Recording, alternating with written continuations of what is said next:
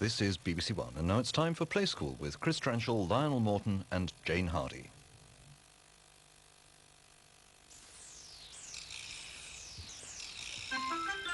Get ready to play. What's the day? It's Wednesday.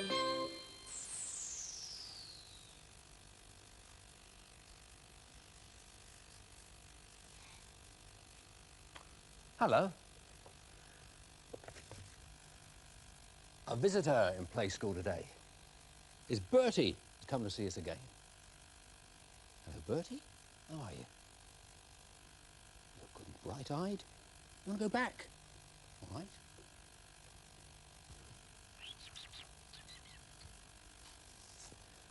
I've been doing a drawing of Bertie, and I've purposely left some bits out for a game.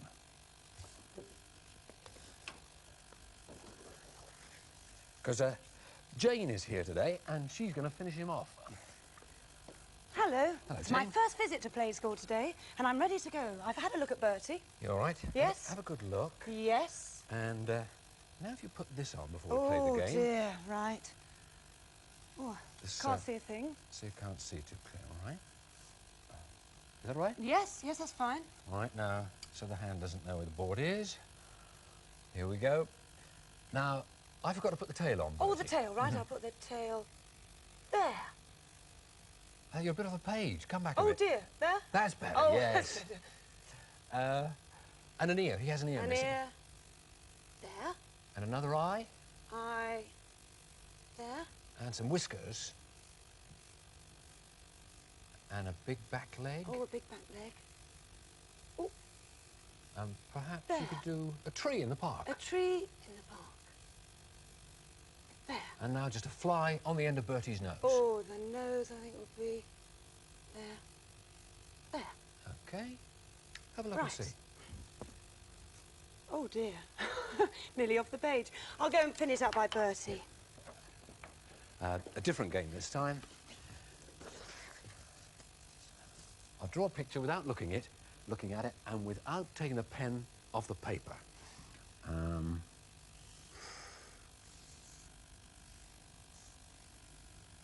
See if you can guess what it is. That's a wheel. That's another wheel. And, in here, they're crates. They used to have milk inside them. It's a milk float. And a man in his cab should be about there, keeping the pen on the page as his arm going down to the wheel to steer the float with. Yes, there's a lamp on the front too, and there's a road underneath, and he can just be going past a lamp post. Okay. Yes. Lucky I told you what it was, wasn't it? Dum, dum. There. Third one. Oh.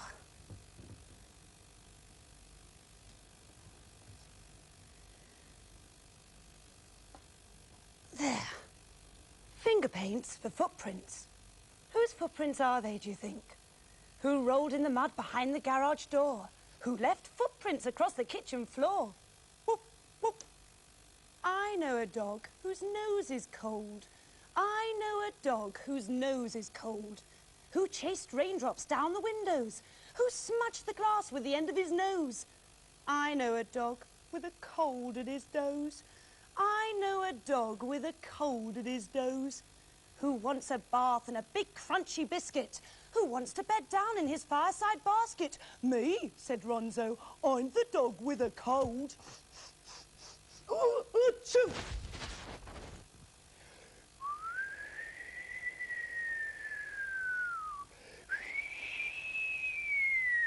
When the wind is in the east, 'tis neither fit for man nor beast. Bertie doesn't mind. Do you, Bertie? You'll be all right. He's got a wet nose. He's got a nice fur coat to keep him warm. I got my jumper to keep me warm. That's a clue for some animals you can see through the window. They need a good coat in the winter to keep the wind out, and so do the people who look after them. Have a look and see, through the arched window.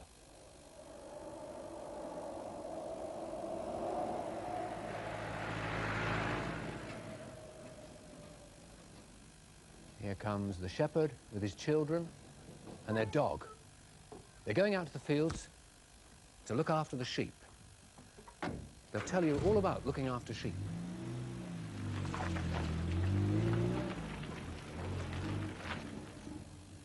When the sheep are lambing up on the hill, it's quite a long drive. We have to go up to 500 foot and down the other side.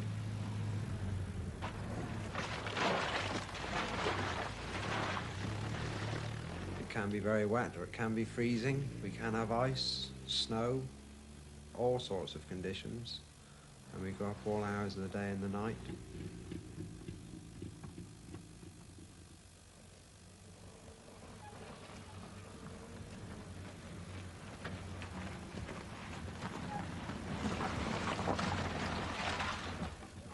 When we go up after breakfast, the first thing we do is to let the sheep out that are about to lamb, and then we make sure that the ones that have lambed and are in their pens are all comfortable. My two children, Sally and Clive, are a great help to me. We went into the barn and we had to let the sheep that were going to lamb out into the field so as they could have the grass, because they have to sleep for 8 hours, eat for 8 hours and chew the cud for 8 hours. And they can't do that unless they've got grass.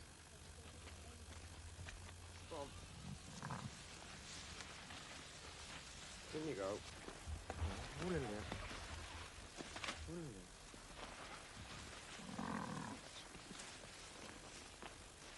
How are you then? You all right? There we are. Come on, dear.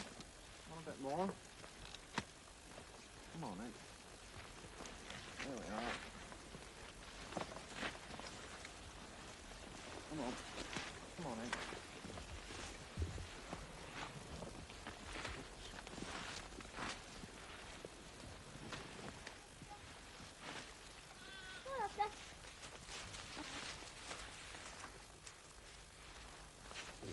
I like the lambing season especially because I can help Daddy with the lambs. I can feed the lambs when they have to be penned up because they haven't got a mother.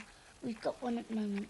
It's Oscar. It's about 3 weeks old and it's fed at about 7 o'clock, then at 10 o'clock, 1 o'clock, and then at tea time. I have to put my 2 fingers over the teat so as he doesn't pull it off. He's very lively and fierce at times, and we're going to keep it, I think. Come on. Come on.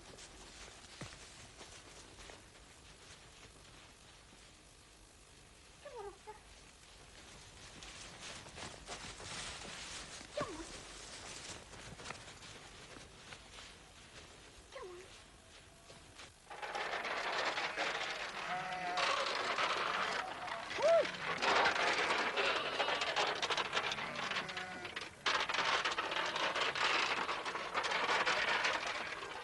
When we go to the field to put the cake into the troughs, we also like to check the sheep at the same time, because 3 pairs of eyes looking at them is a lot better than 1. And I've got a very quiet little dog. Her name's Fly. And if you have a quiet dog, then you have a quiet flock. And if you've got a quiet flock, they're much easier to handle and much easier to look after. They don't all jump up and run away when you come. In fact, we've got one sheep that's very, very friendly. And Sally calls it her granny, or her friendly sheep. She will always come up to you whenever you go into the field just to see if you've got any food for her.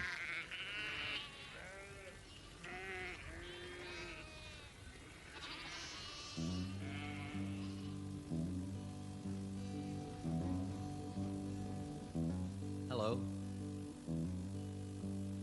Charlie, Sparky, and Katoo, 3 feathered friends of me and you.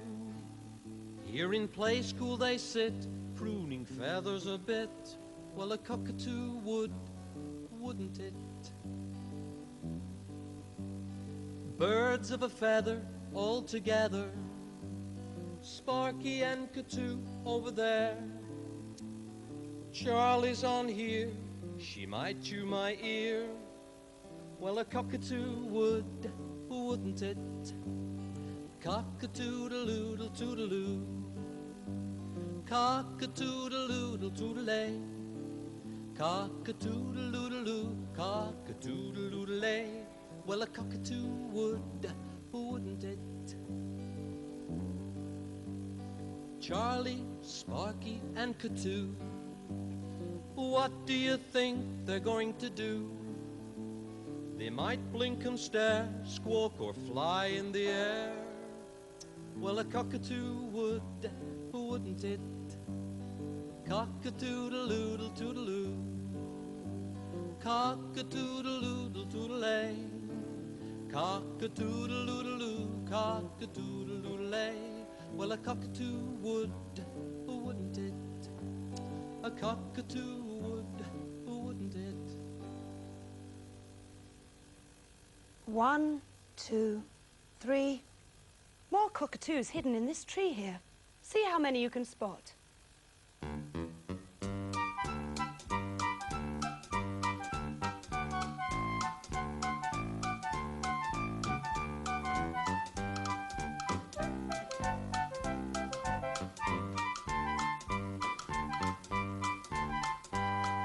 Well, there's a head popping out 1, a wing there 2, and a foot there 3. Oh, another head there 4, another wing there 5, 6. Oh, a head popping out there 7, another foot 8, another head 9, 10, 11. 11 cockatoos and 1 parrot. Pretty Polly, Pretty Polly. Hello, Dad. Hello, Dad. Mind your head. Mind your head. You ever heard a pet parrot speak? You try it. Just make a squeaky noise as though you had a big beak and were trying to speak with a big beak in front. Hello. Hello. Pretty Polly. Pretty Polly. People try and teach parrots to speak. It takes them a long time to learn. They copy the things you say to them. Pretty Polly. Pretty Polly. Pretty Polly. Pretty Polly. Watch your head. Watch your head. What's your head? What's your head? Here's a story about someone who's been trying for years to teach their parrot to talk.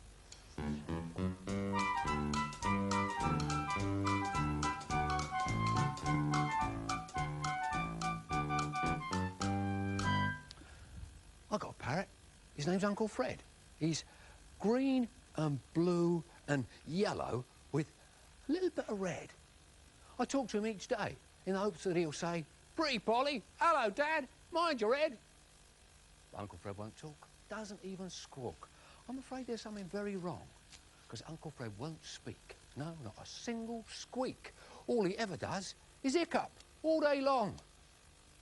When he was just a chick and pretty little bird, we put him near the baby, which was really quite absurd. The baby's food was tinned, which gave it dreadful wind, and hiccups was the only thing he heard. Now Uncle Fred won't talk, doesn't even squawk. I'm afraid there's something very wrong, because Uncle Fred won't speak. No, not a single squeak. All he ever does is hiccup all day long. I try to teach him poems. I try to teach him verse. Hasn't learned a line, but his hiccups get much worse. I take him to the vet, but hasn't cured him yet, because all he does is hiccup at the nurse. No, Uncle Fred won't talk, doesn't even squawk. I'm afraid there's something very wrong, because Uncle Fred won't speak. No, not a single squeak. All he ever does is hiccup all day long. I don't know how to cure him. I haven't got a clue. I've done the best I can. No, I don't know what to do. I think that you'll agree it's very bad for me, because now I find that I've got hiccups too. No, Uncle Fred won't talk, doesn't even squawk. I'm afraid there's something very wrong, because Uncle Fred won't speak. No, not a single squeak. All he ever does is hiccup all day long. Have you got a glass of water? pardon. Pardon? Pardon? Pardon? Pardon? Pardon?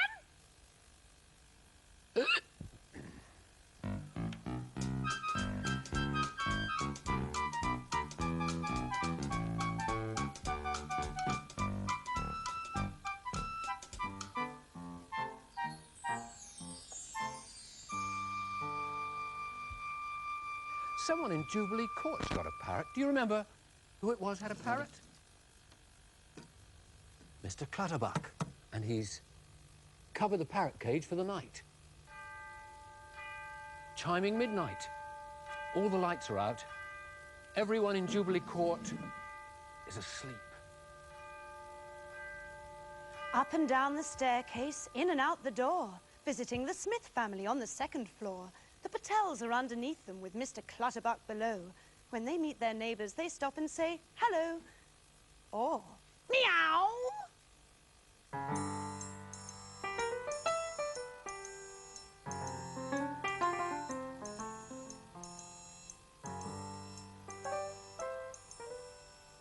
In the dark, dark wood, there was a dark, dark house. And in that dark, dark house, there was a dark, dark room. And in that dark, dark room, there was a dark, dark cupboard. And in that dark, dark cupboard, there was a dark, dark shelf. And on that dark, dark shelf, there was a jam donut.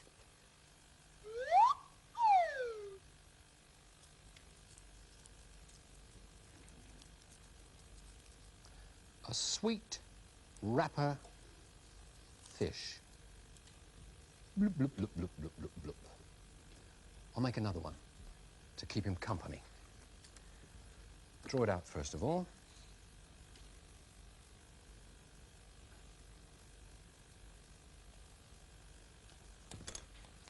Then cut it out.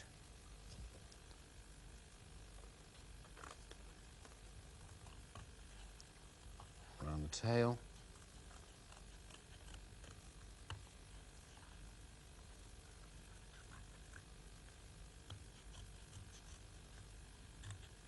Right round the front. And another bright, sweet wrapper.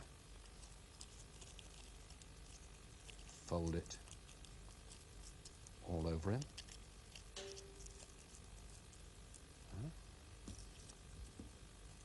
Got two of them now. Splish, bloop, bloop, bloop, bloop, bloop, bloop. I've got a tank for them as well.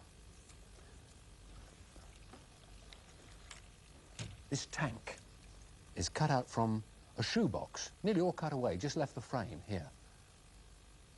And inside some pebbles and shells from the seaside. Strips of crepe paper to look like seaweed. If I stick my two fish onto thin strips of cardboard with a piece of tape, over you go. That one there, and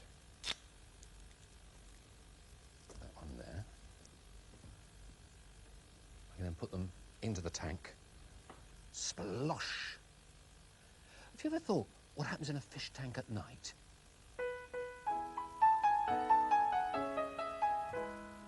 When you put the light off and toddle off to bed, you'd never think a pair of goldfish could have so much fun. Our guests are just arriving, now the party's just begun. But only fish know how to disco. Only fish can rock and roll. So don't be late, put on your disco skates. We're grooving at the Goldfish Bowl. Fish love soul music, imagine how it feels. Bop into the sound of the electric eels. All the little guppies only have one wish. They dream they were dancing with a superstar fish. But only fish know how to disco.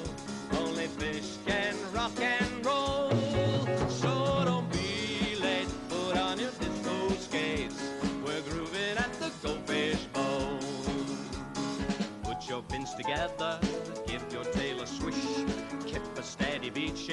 a jellyfish. Crabs come creeping sideways, they sometimes shake a leg to send and deliver by Adam and the ants' eggs. But only fish know how to disco. Only fish can rock and roll. So don't be late, put on your disco skates. We're grooving at the disco ball. We're grooving. Oh, we're grooving. Yeah, we're grooving. Ah, we're grooving at the Go Fish Bowl.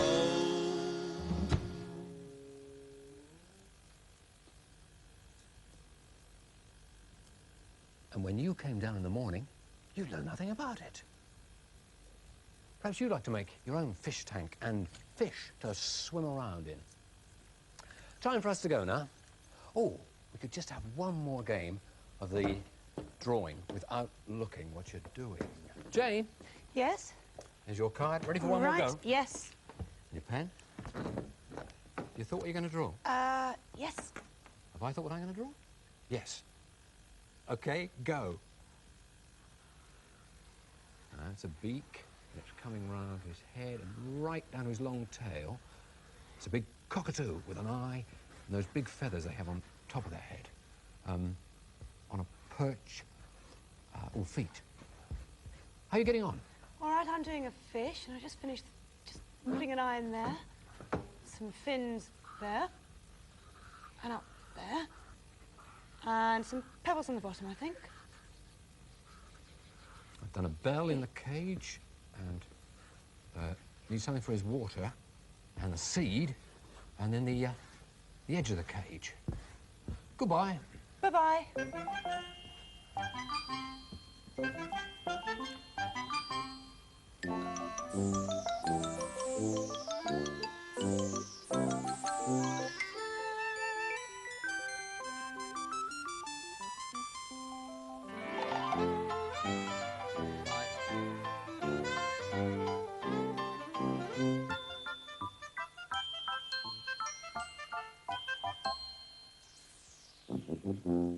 Mm-hmm.